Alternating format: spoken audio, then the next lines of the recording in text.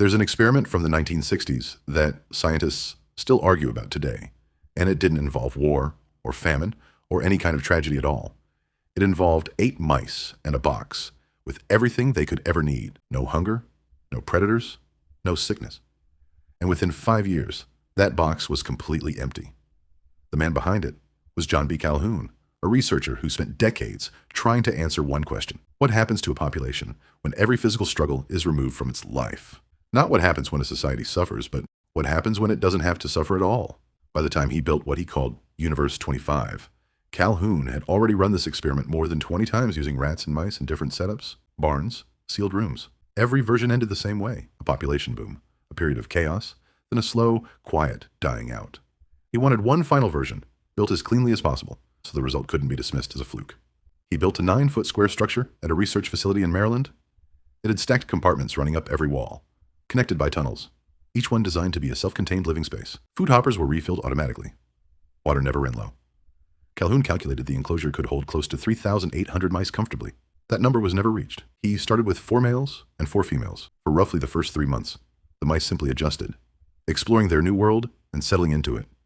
Then breeding began, and the population started doubling every couple of months. This is where something interesting happened, something that had nothing to do with resources and everything to do with space. In the wild, when a group of animals outgrows its territory, the extras don't just disappear.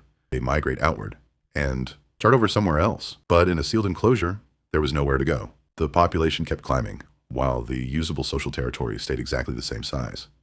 Young males were the first to show the strain, with every dominant position already claimed and no new territory to establish. Many of them drifted toward the center of the enclosure and simply stopped participating. They didn't fight for status. They didn't pursue mates. If they were attacked, they didn't defend themselves. They just absorbed it and moved along. Not all of them reacted that way. A separate group of males went in the opposite direction, becoming erratic and aggressive, ignoring social boundaries entirely, pushing into nests that weren't theirs and disregarding the mating rituals every other mouse still followed. The females split too.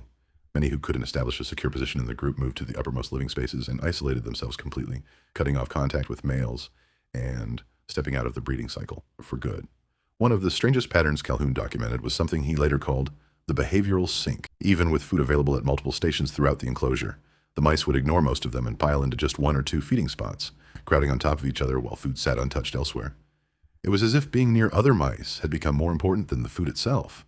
Parenting broke down alongside everything else. Defending a nest required constant effort, and as more males checked out of their roles, mothers were left to protect their young completely on their own, while still nursing them. Some lost track of which pups belonged to them. Others abandoned litters outright. In the most crowded sections of the enclosure, survival rates for newborns dropped below 5%. The mice born into this environment grew up without any functional example of what normal mouse behavior looked like, and a new type of male started appearing, one Calhoun hadn't documented in any earlier experiment.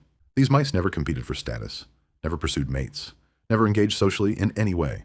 All they did was eat, sleep, and groom themselves for hours at a time. Because they avoided every form of conflict, their coats stayed flawless. Calhoun nicknamed them the beautiful ones. On the surface, they looked like the picture of health. Underneath, they had essentially withdrawn from the species entirely. Population peaked at 2,200 around day 560 and never rose again. By day 920, reproduction had stopped completely. Not one successful birth after that point.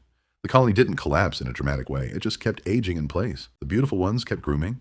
The isolated females stayed upstairs. And with no younger generation coming up behind them, the population declined until in May of 1973, the last mouse in Universe 25 died. Calhoun described it as 2 separate deaths, one for the spirit, and much later, one for the body. The behavioral collapse had happened long before the final mouse actually died. When Calhoun's findings went public, the takeaway most people latched onto was simple. Too much comfort destroys a society. It became a favorite reference point for city planners, religious commentators, and political figures of every stripe, all using the beautiful ones as a symbol of decline caused by ease and abundance. But if you actually read what Calhoun wrote, his conclusion was more specific than that. He argued that for a species as behaviorally complex as humans, this kind of breakdown wasn't just a risk of comfort, it was a near certainty whenever the number of people capable of holding a meaningful role vastly outnumbered the roles actually available. Resources were never the issue in his enclosure. Purpose was. Once the population outgrew the number of meaningful social positions the space could support, the individuals without a role simply stopped functioning, not because they lacked food, but because they lacked a reason to engage. What's often left out of the story is that Calhoun